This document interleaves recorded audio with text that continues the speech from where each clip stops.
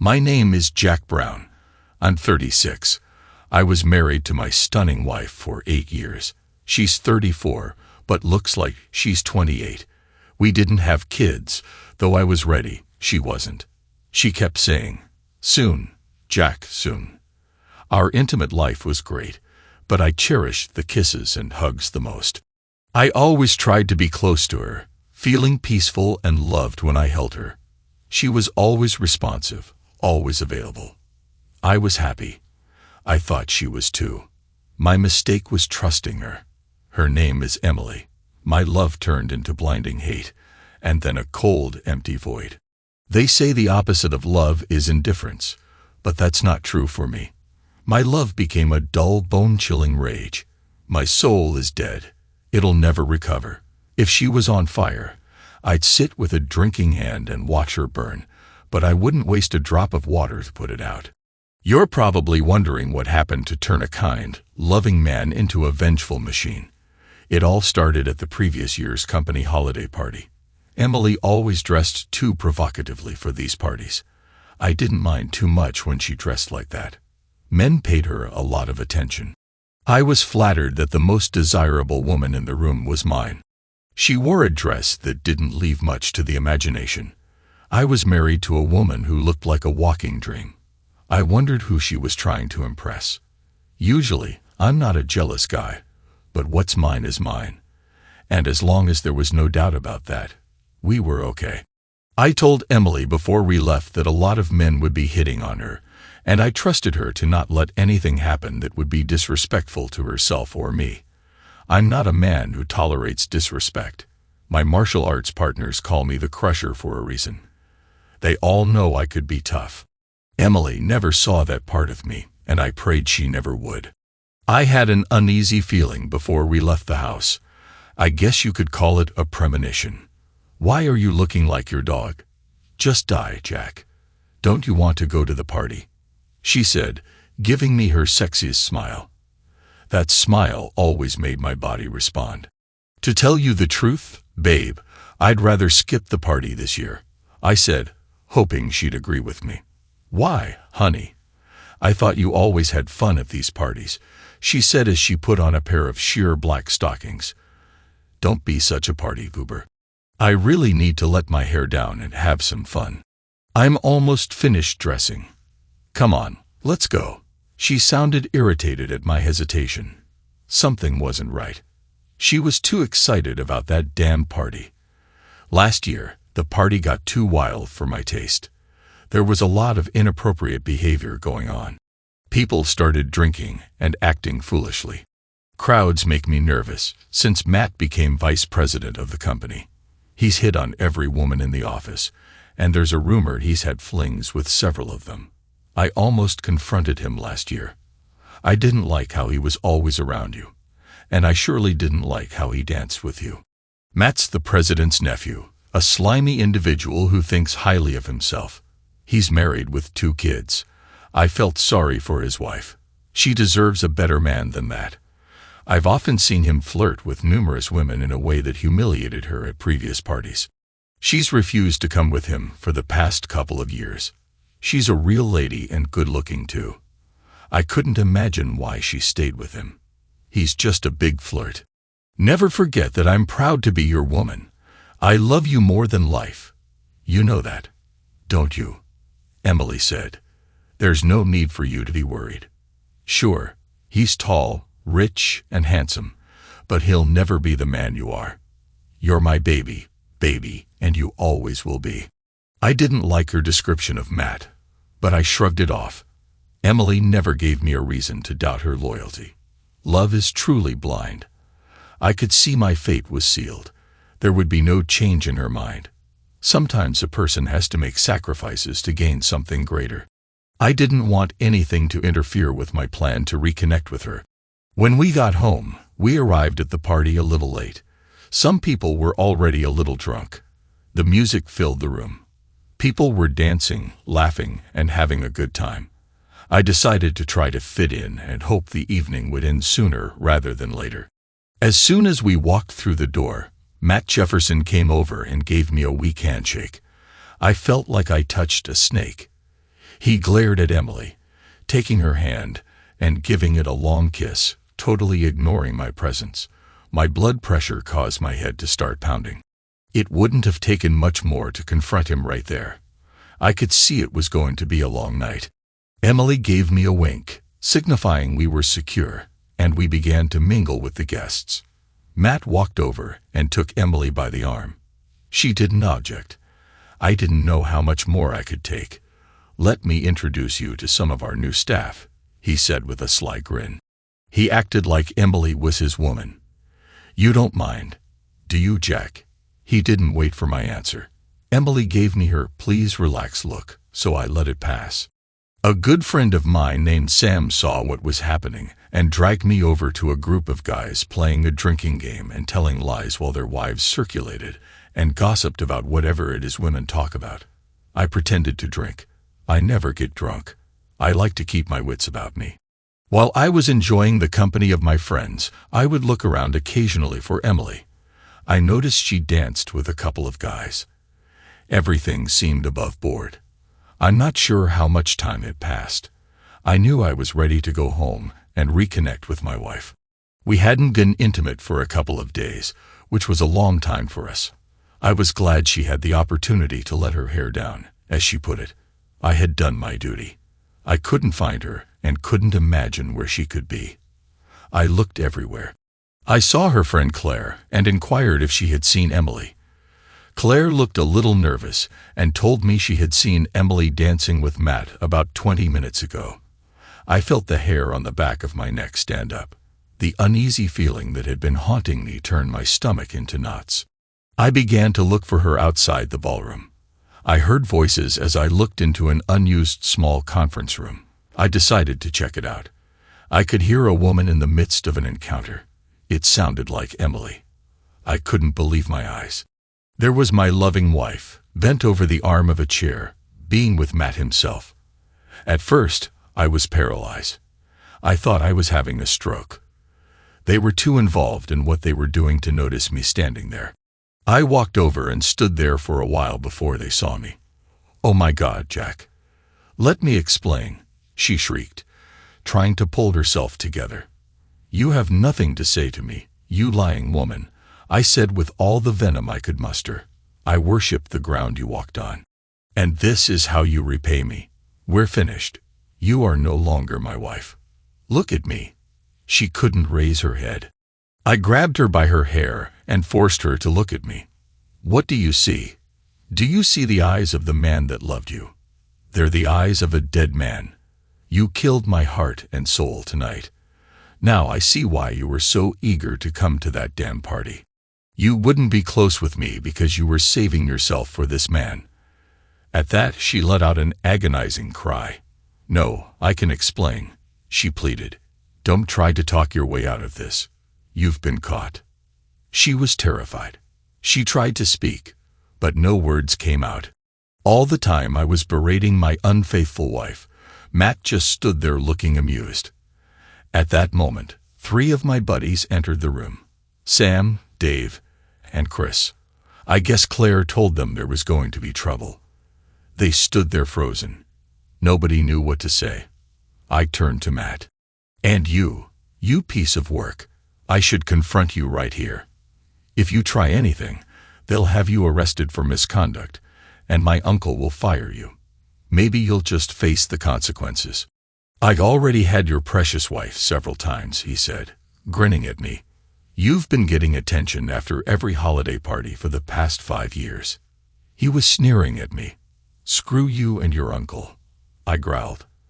I decided to not only confront him, but also make him suffer, and Emily too. He was a few inches taller than me, not that it mattered. I was ready for a fight. He had no idea what I was capable of. I allowed my anger to dull the pain as I looked at the woman I would have gladly given my life for. We both knew what she had done was unforgivable. There could be no excuses or forgiveness. Our life together was over. As badly as I wanted to confront him, she wasn't worth spending the next 25 years in prison. "Your actions are mine.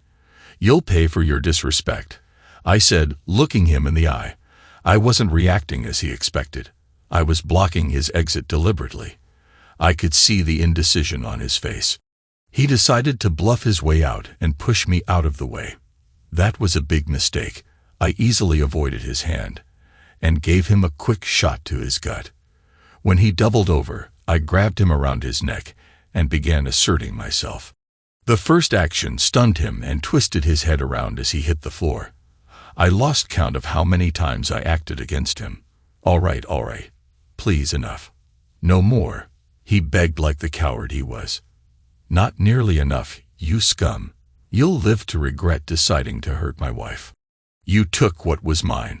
When I'm finished, you'll be divorced and disgraced. I'm going to address this misconduct on company time. It'll be rich, and you'll be in trouble. You messed with the wrong person. If a man's voice can sound determined, mine did. 2 police officers entered the room. I looked at Emily. I didn't forget about you. You gave up a good man and your marriage for this, I said. Arrest him. He's unstable. Matt yelled at the cops. They understood what was happening. It was self-defense, officer, said Sam. Jack caught him with his wife. He tried to confront Jack. Is that right? The cop asked the other 2 men. Absolutely, officer, said Dave. Jack was defending himself, added Chris. They're lying. He confronted me, pleaded Matt, close to hysterical. The cops looked at Emily. She appeared to be in shock. Her lips moved, but no words came out. Are you all right, lady? Did you see what happened? She just sat there crying with her hands on her face. I felt no pity for her. The love I had for her was compressed somewhere in the back of my mind. Do you want to press charges against this man? The surgeon said, pointing at Matt.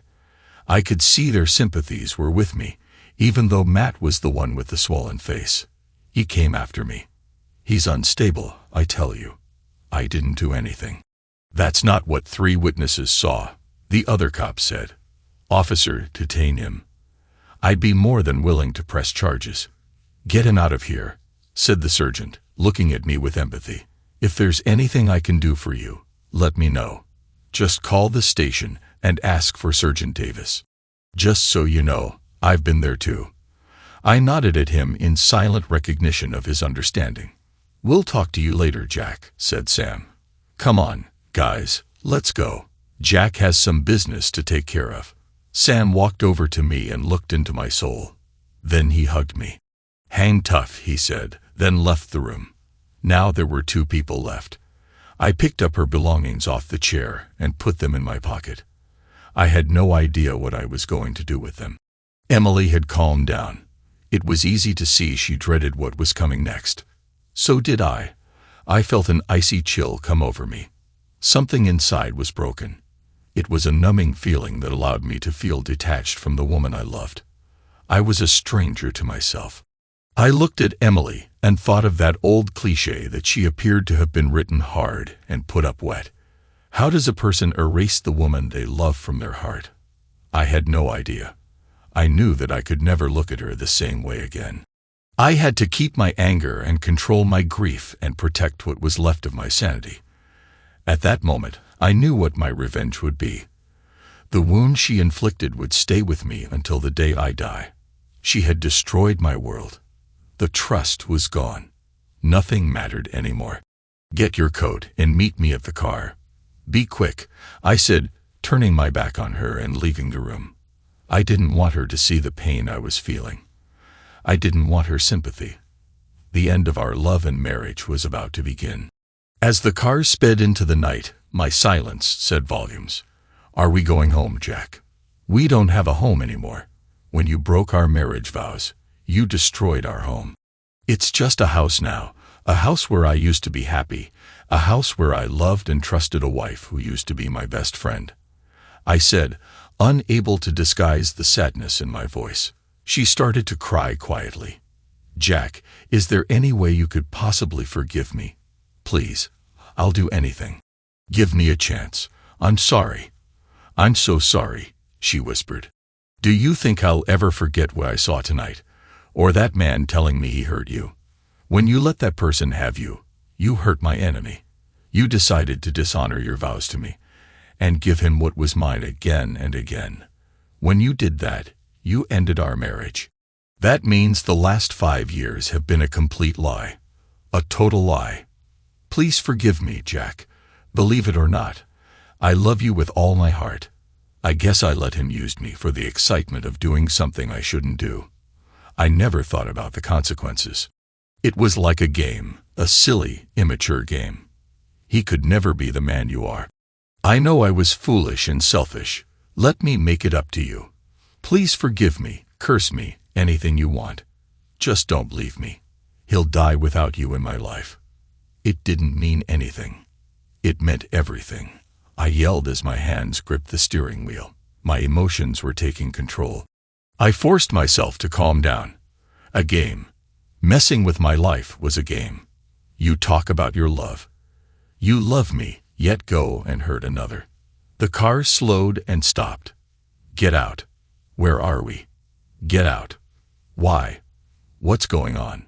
Her face showed concern and fear. Get out now. My tone left her no choice. Emily followed me to the door. Mrs. Warren, yes.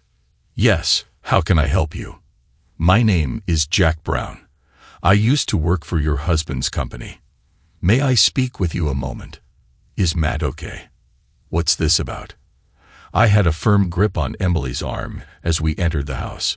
Please come in, have a seat. She was the kind of wife I thought I had. I was going to cause her pain. Matt would hurt much worse. He should have understood me better. I had to address his actions to protect and stand up for my wife. This will only take a short time, Mrs. Warren. My wife has something to tell you. All eyes were on Emily. Tell her I tightened my grip on her arm. She hesitated. Tell her my grip tightened again. My husband caught me having an encounter with Matt tonight at the holiday party. She blurted the words out like they were poison. Tell her how long you've been involved with her husband. Every year for the past 5 years, we've managed to sneak away and be together, she cried. I acted like a deceiver, and I'm so sorry. We only had her word on that. She could have had a series of relationships or a deeper connection with Matt more often than she's confessed. Who cares? Her ability to deceive long-term had already been established. Matt's wife looked more enraged than shocked. She always knew he was problematic, but to be confronted with his actions made her knees weak. She recovered and walked to Emily and slapped her hard. Emily fell back, holding her face, stunned and hurt. Get that woman out of my house, she hissed. When you finish addressing his actions, you can have him, she spoke, looking at Emily like she was insignificant. It felt good knowing Matt was going to have a harsh welcome home when he returned. I knew that Emily and I would soon part forever. It hurt me to look at her. I never could have imagined the day would come when my beloved wife would need my protection, and I would not give it to her. Well, things happen. We were getting close to her sister's house. We will be divorced, I said without looking at her. The house will be sold, and I will take 70% of the equity. We'll divide our investments equally and keep our own pensions. If you don't contest the divorce, I will not use dishonor against you, which would include the testimony of at least a dozen people who were aware of what you were doing over the past 5 years. I'm sure my 3 friends would be happy to support me. They were there when I confronted him. I will then inform every friend and relative you have, exposing you to everyone. It's up to you. There's nothing I can do, Jack. Nothing. She looked defeated, helpless, and desperate. You already know the answer to that question, don't you? My actions against you will last a long time, maybe forever. What are you going to do to me? I know you. You're basically a good person whose lapse in character has cost both of us a terrible price. I believe that you care for me, but it doesn't matter. For the most part, you've been a good partner whose selfishness has ruined several lives. You're also self-centered and manipulative. I guess I chose not to deal with that part of you throughout our marriage. I'll never make that mistake again. Your guilt will haunt you. It will grow and consume you. When you finally realize that I'm never coming back, you'll experience deep sadness and loss. You'll crave my forgiveness. Having lost my love, I want you to go to your grave regretting what you've done to yourself and me, and carrying the burden of knowing that you are unforgiven." The car pulled in front of her sister's house. "You'll be hearing from my lawyer soon. Don't go back to the house until noon tomorrow. By that time, it'll be gone. They'll come back when you aren't there to get the rest of my stuff." That's a lot. Over 8 years of marriage gone. Just like that. Just like that. "Goodbye. By the way, take these with you," I said, handing her back her belongings. Tears fell from her eyes as she exited the car. Tears rolled down my face as well. The divorce with Emily was over in 6 months. Now, 8 months later, I pondered if I should have let her see my pain, if for no other reason than to let her see how her actions destroyed my life. I realized that I had lost control the night I caught her. I didn't feel good about that. I guess I was a bit overwhelmed at the time. Since then, I've tried not to allow myself to grieve the end of our relationship. I needed to keep the anguish at bay. Nevertheless, I was continually depressed. My subconscious mind kept asking questions for which there were no answers. For the first 6 months after our separation, she tried to call me a number of times. If she left a message, I erased it. If I answered and heard her voice, I hung up. It was a matter of self-defense. Despite everything, I knew I still cared for her. She knew how to reach me, and I didn't want that. My dignity, pride, and self-respect depended on my staying strong. I couldn't let her hurt me again. The less angry I became, the more vulnerable I felt. My love for her hadn't died, but I couldn't be with her. After the divorce was final, she gave up and stopped calling. What was she going to say? "I love you." It was just closeness, honey. I'm struggling with personal issues. He caused me pain and forced himself on me for years in a row. I didn't want to hear her lies and excuses. If that was the case, and even if it happened once, and she didn't tell me, she became a part of his actions. Besides, what I saw showed me how much she was involved. She signed the papers and didn't show up at the final hearing. It was just as well. I didn't want or need to see her again.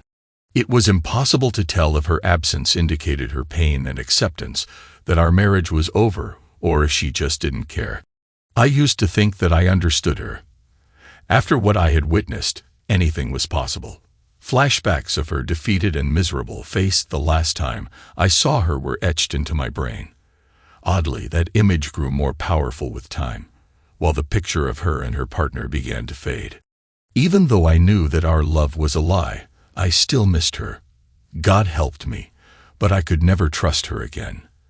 There would be no way to know if she ever really cared for me. Was she unhappy when I married her? Was I just a pawn in some secret plan? I couldn't understand how she felt it was okay. Was she unhappy when I married her? Was I just a pawn in some secret plan? I couldn't understand how she felt it was okay to make me a fool. If she cared, how could she show me such disrespect? The questions made me feel inadequate and confused. I didn't think I could ever trust another person. I needed to do something, but I didn't know what to do to remove her from my life.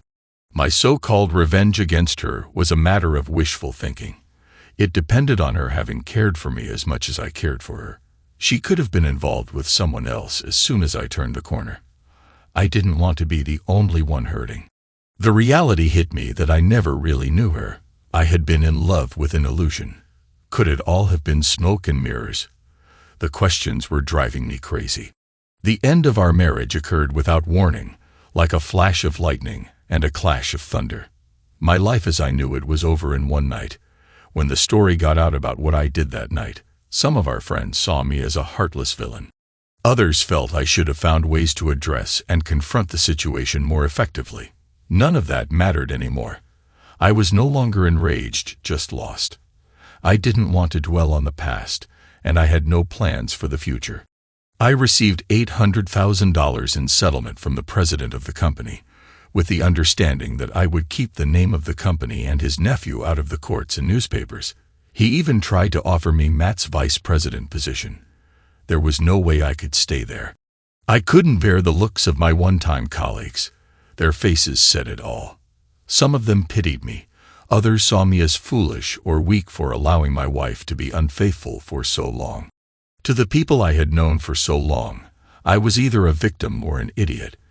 Just about everyone knew what was going on with Emily and Matt, except me. With the $200,000 I received from Matt to keep me from addressing his actions, my share of the equity in the house, and my share of our investments, I decided I didn't need to look for work anytime soon.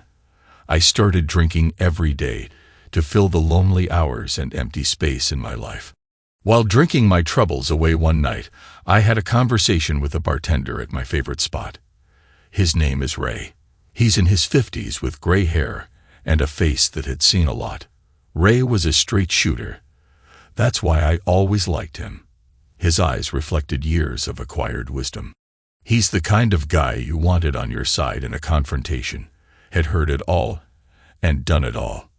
He didn't have to say it. I just knew. I had brought Emily to the place a number of times.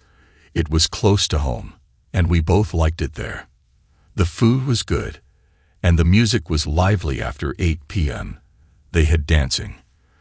The last time Emily and I were here, we danced as if tomorrow would never come.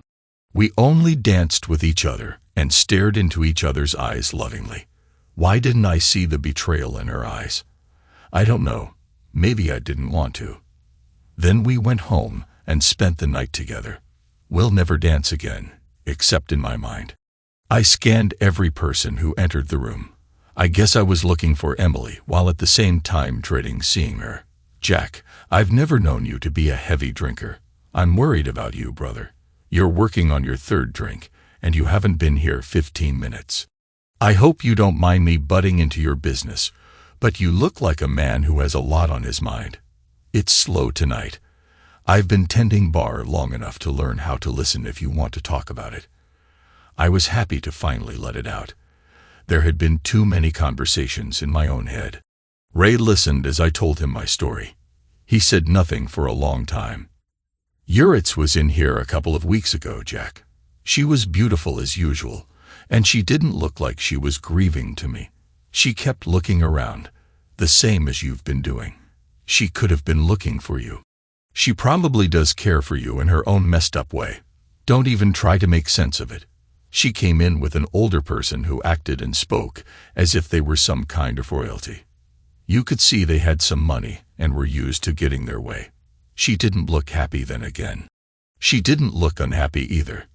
The deal is, you're crying in your drink and suffering alone, and she's moving on. A new image of my ex flashed in my head. I could see her, smell her perfume, and hear her laugh. It was far away from the sorrowful person that I left, but the attractive, manipulating force of nature she was. Well, so much for my revenge. I wondered if she had felt any of the torment and loss that had plagued me since the night we parted. I said nothing as I hung my head, lost in my thoughts. The grief that I had been trying to repress rushed over me. I was powerless to stop it. I was glad Ray was there. I felt an overwhelming sense of mourning for what was dead and gone. Now, what I'm about to say may sound a bit harsh, but you've got to move forward, Jack. Your situation has changed, and you have to change with it. That's all you need to know. Grow up. Get your body back in shape. Move on. Stand up. March or die. The answers to your problems are not in a bottle. You're stuck, and if you don't watch out, you could be there forever, hiding in a bottle. You're close to losing respect for yourself. If you let that happen, you have only yourself to blame.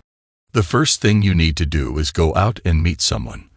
Then meet someone again. You're too good a man to let negative thoughts get you down. Find yourself someone genuine, then spend time with them until you feel better. Clear your head and get on with your life, Ray said, sounding like a combination of friend, counselor, and a little touch of drill sergeant. My weakness was embarrassing. I followed Ray's advice. I stopped drinking, started working out, and connected with every person that would consent. It wasn't love, and I couldn't remember most of their names.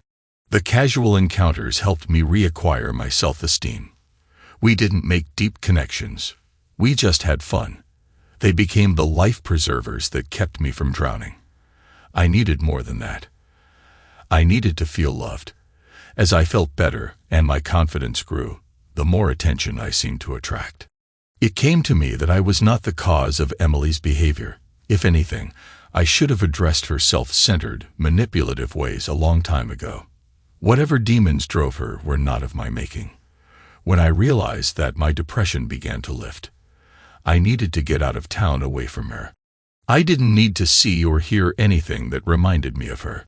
I bought a motorcycle, sold or gave away my possessions, and headed south. I hit the road with no map or destination. It didn't matter what road I was on.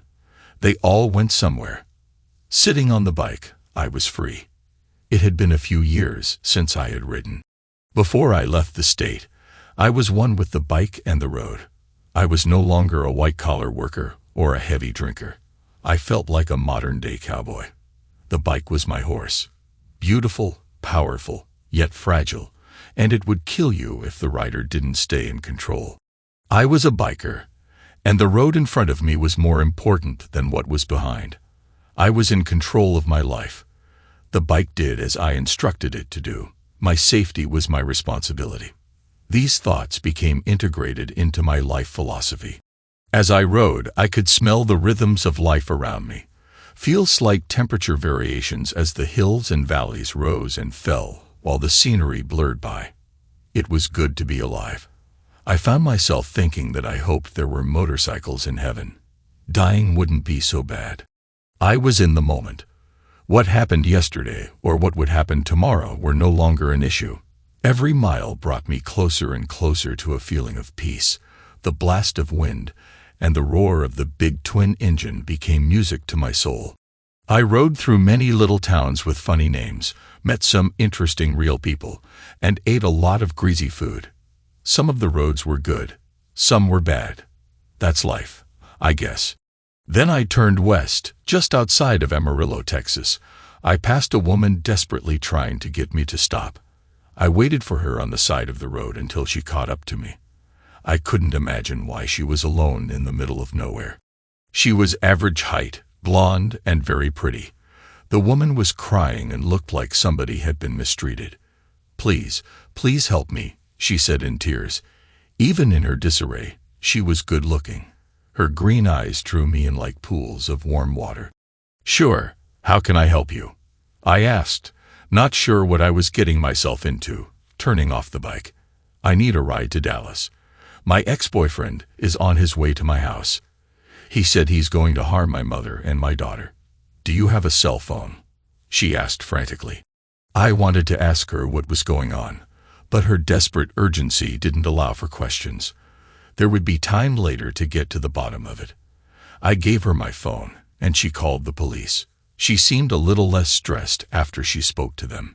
"You don't know me, and you've been more than kind, but could I ask you to give me a ride to my house? I'll show you where to go. I pray to God that he doesn't get there before the police. Please hurry." Before I could answer, she was on the back of the bike, holding me tight. We sped up the road. I used all of my skills to get her to her child and mother. I think I broke every traffic law on the books. It felt good to have her arms around me. It felt good to be needed. I didn't even know her name. I wasn't sure what was going to happen when we arrived. If this guy had a gun, we'd both be in trouble. When we arrived at her house, the police were already there. They were putting the handcuffs on a man who was resisting arrest. Amy jumped off the bike and ran toward the house. He saw her and started shouting, "They'll get you. You'll see. They can't keep me locked up forever." He was still ranting as they drove away. "Mama, are you and Rachel okay?" "I was so worried," she said, hugging her mother. Just then, a cute little 8-year-old girl appeared. "Mommy, you're home. Jack was here. He said he was going to hurt us. Why does he want to hurt me and Grandma?" "Why, Mommy?" I stood behind her, feeling a bit awkward at that moment. Both the mother and Grandma realized I was standing there. "Please forgive me," Amy said. "I don't even know your name," she said. Jack Brown," I said, extending my hand to Amy. "This is my mother, June. And this is," she said, putting her arm around the little girl, my little angel, Rachel. My name is Amy. Mama, Jack was nice enough to take me here after that man slapped me and left me on the side of the road. I was so worried. He's crazy. When I told him I didn't want anything else to do with him, I thought he was going to hurt me. I'm very glad to meet you, ladies, and especially you, Rachel, I said, smiling down at the little girl. I'm glad that I could be of some help. Please call me Jack. Mr. Brown is my father's name, I said, smiling. I'm sorry it couldn't be under better circumstances. I'm glad they got that guy before he hurt somebody. He acted like a real mental case. She didn't have a chance to answer. Rachel chimed in. Could you take me for a ride on your motorcycle, please? I like motorcycles. She looked at her mother expectantly. She had completely forgotten the drama her mother's ex-boyfriend had caused and had no idea of the seriousness of the threat against them. Well, see, Rachel, if it's okay with your mommy, it's okay with me. June extended her hand. As I shook hands, she said, We thank you, Jack. Would you like to stay for dinner? I guess we owe you some kind of explanation in exchange for your kindness. I'd love to stay for dinner, June. I haven't had a home-cooked meal in a long, long time. Well, I hope you're hungry. Mama always cooks too much, Amy said with a twinkle in her eyes. Are you married? Asked Rachel. No, I'm not. Why? Do you want to marry me? I said, kneeling down so I could see her eye to eye. I'm too little, she said thoughtfully, but you could marry Mommy. We all smiled at her innocence, feeling a little embarrassed. Rachel, we just met Jack. He doesn't even know us, Amy said in a way only a mother could. I know, but he has a motorcycle, and I like him. Well, now that we have that straightened out, let's eat, said June. I had just met these people nevertheless. I was feeling as if I was talking to family. Their sincerity and warmth, as well as their troubles, tapped into my protective instincts. There were good vibes in this family. I wanted more information about Jack. He appeared to be dangerously out of control, and I was seriously concerned for their safety. It didn't hurt that Amy was a real beauty and little Rachel was irresistible. I resolved that as long as I was around, no harm would come to Amy or her family. Suddenly, my life had a purpose. The question in my mind was how such a nice woman ended up with a head like Jack. Then I thought I ended up with Emily, didn't I? One bad decision can lead to an endless array of consequences. I decided that fate can sometimes be kind as well as cruel. I consider myself fortunate to have met her. Life had banged her around a bit. I knew what that was like. When the time was right, I'd investigate further. Jack was going to be trouble. Dinner was served and both Amy and her mother seemed to be happy that I was starving. The food was good and I ate like a man having his last meal. I gave them some background about my divorce and the fact that I had been writing aimlessly for months trying to regroup my life. They nodded empathetically as I spoke. I liked them and I got the feeling they liked me. Both of them kept giving me sly, appraising looks. I could tell they were trying to figure out what kind of man I really was. Little Rachel already knew. She sat next to me and reached out to touch me every now and then. It made me smile in my heart and on my face. I looked at Amy and said, Tell me how you got mixed up with Jack. I don't like Jack, said Rachel. He's a mean man, and he hurt Mommy. Amy took on a pained and embarrassed expression when she realized how much her relationship with Jack had affected her daughter. At first, he was considerate and kind. I didn't love him, but he was decent company in the beginning. I knew he wasn't good for me, but I was lonely and needed someone to talk to. Then he quickly changed and started drinking heavily. He didn't want me to talk to my friends or family, and then he started treating Rachel like unwanted baggage. I couldn't put up with his abuse. When I told him it was over, he became violent. He said if I would speak with him one last time, he would leave us alone. That's how I ended up standing on the side of the road. Thank God you came along when you did. Is he Rachel's father? I asked, hoping that he wasn't. No. My husband, David, is Rachel's father. He was killed in Afghanistan. We've been alone since then, It's been more than 3 years now. I've only known Jack for a month. That's it. That's how we got into this mess. I suggest that you go down to the courthouse on Monday and get an order of protection. He threatened you in front of the police. The order will be automatic. That way, he'll be arrested immediately if he comes anywhere near you or your family. I want to ride the motorcycle, Rachel said, lightening the conversation the way only a child could. Okay. I'm sure Jack will give you a ride, said Amy. If you're finished eating, go watch cartoons. I want to talk to Jack some more. Okay, honey. Come on, sugar, let's go see what's on, said June. Okay, Mommy. See you later, Jack. She skipped away. Wow, your daughter really gets to me. She is something else. I think she looks like you. Rachel is my angel. If anything happened to her, I would surely die, too. I don't think I could have made it through the past couple of years without her, I said, taking her hands in mine. It seemed like the natural thing to do. That was a magic moment. I swear the heat from her hands shot up my arm, rattled around my brain, and pierced my heart. I wanted this woman. All I could see were her eyes. I was lost in them. We were communicating without words. I knew she felt it too. Something powerful was transpiring. It scared me a little. It's getting late. I should go and find myself someplace to sleep tonight, I said, standing up, feeling nervous. My life was changing again, I said, trying to keep up. We have lots of room, Jack. Stay here, please. Rachel would love it. Really? How about you? I said, knowing what the answer was. Yes, I would love it too. I feel so safe around you. You're my knight in shining armor. You rode in and saved me on your motorcycle. I would be happy to help you until you get on your feet. Her smile lit up the room. She thought I was broke. Obviously, it wasn't my money she wanted.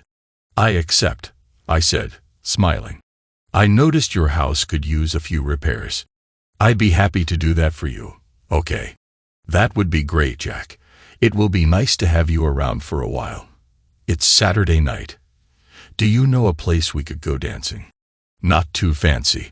I'm afraid I'm not carrying much in the way of clothes. Yep, I know just the place, she said, genuinely enthusiastic about the idea. Let me see. She started appraising my measurements. My husband, David, was about your size. I never got around to throwing away his things. They'll show you where I keep them. Please, if you see anything that fits, help yourself. I have to go get myself ready. Come on. They'll show you where the stuff is. It's in the guest bedroom. There's a bathroom in there if you want to take a shower. It's a country bar, so don't get too dressed up. She disappeared and came back an hour later. Holy smokes, I said when I saw her. She cleaned up really well. Amy was wearing jeans, high-heeled shoes, and a top that clung to her, allowing them to accentuate her beauty. Pearls around her neck, and her hair was in a ponytail.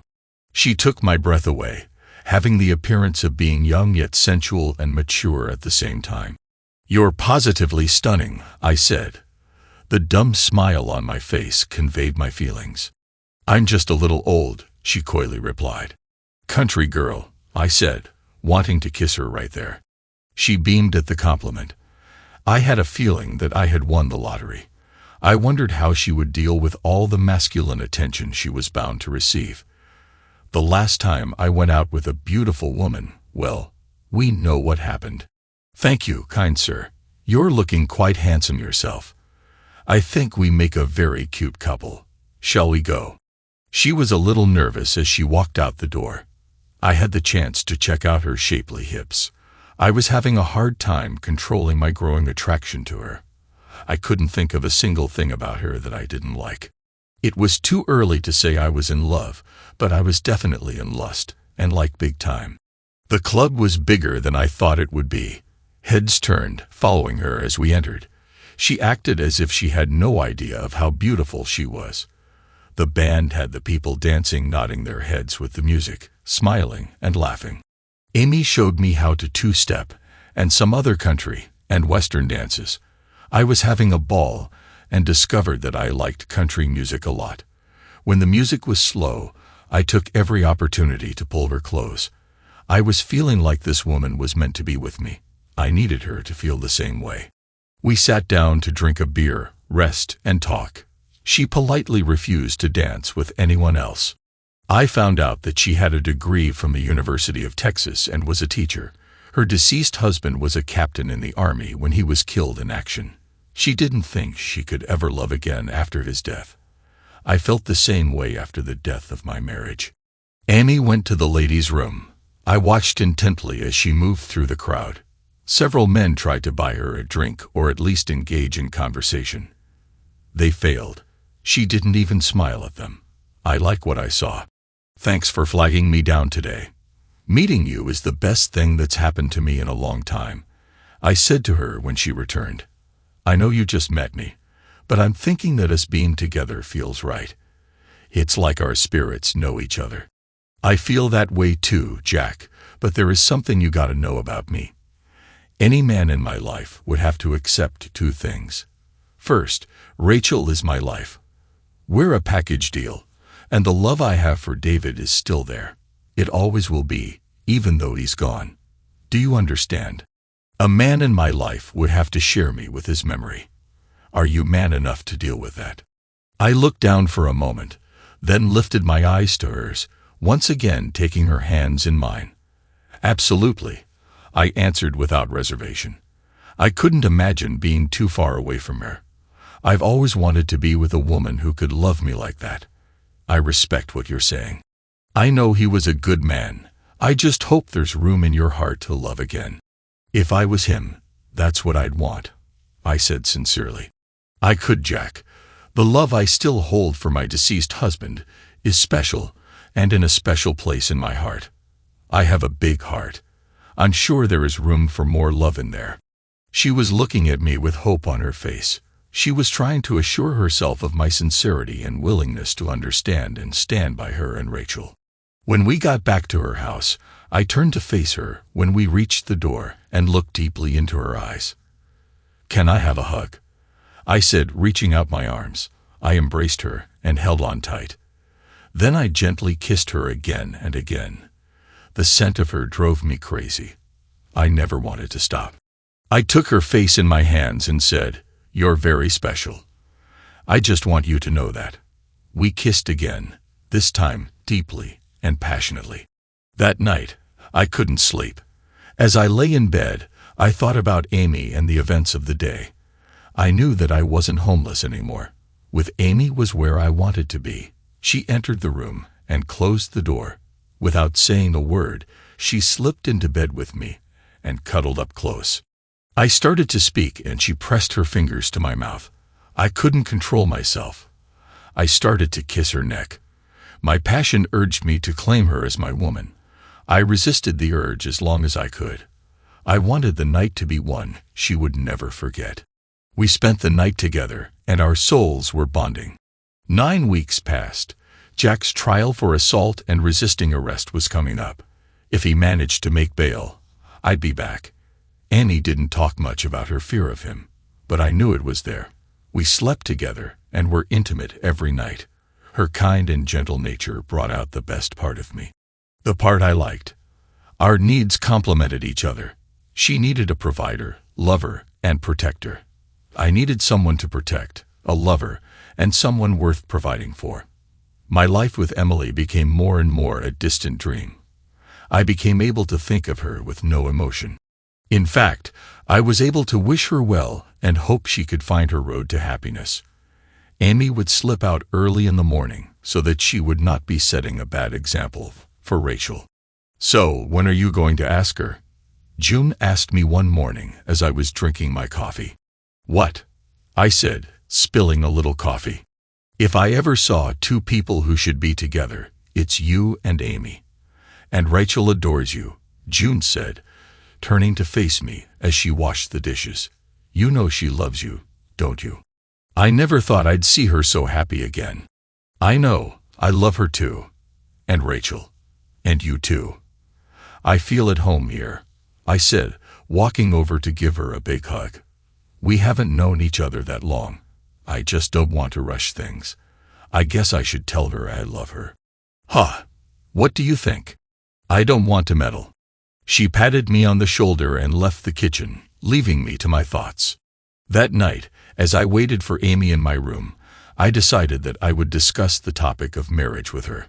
I knew she was the right woman. It was important that she understood what it meant to me.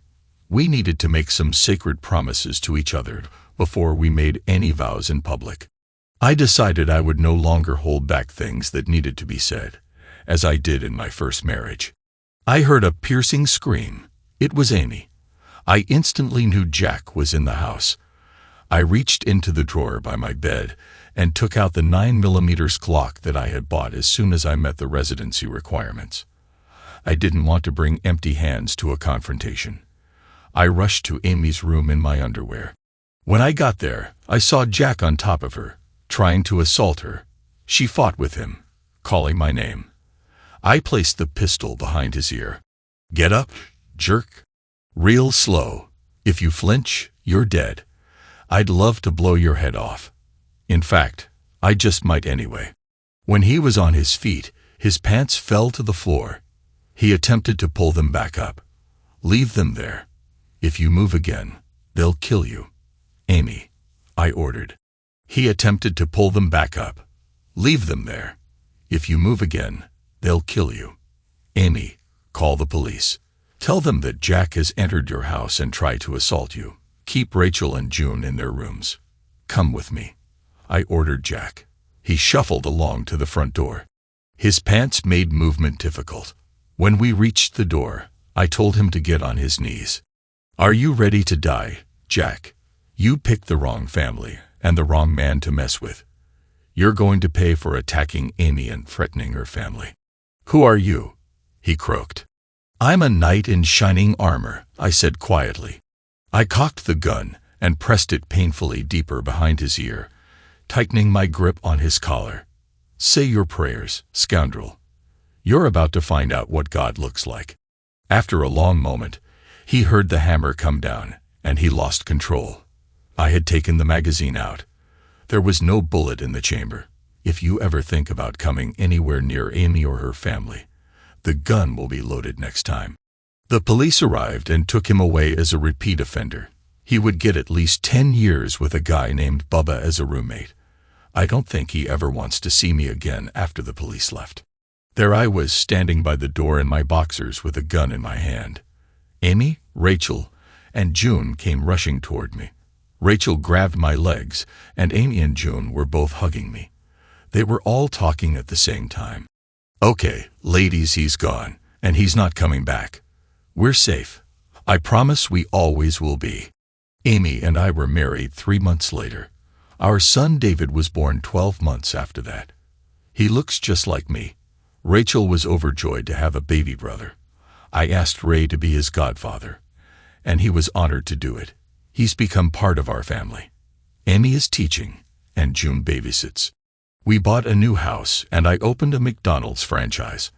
I adopted Rachel, and she rides with me all the time.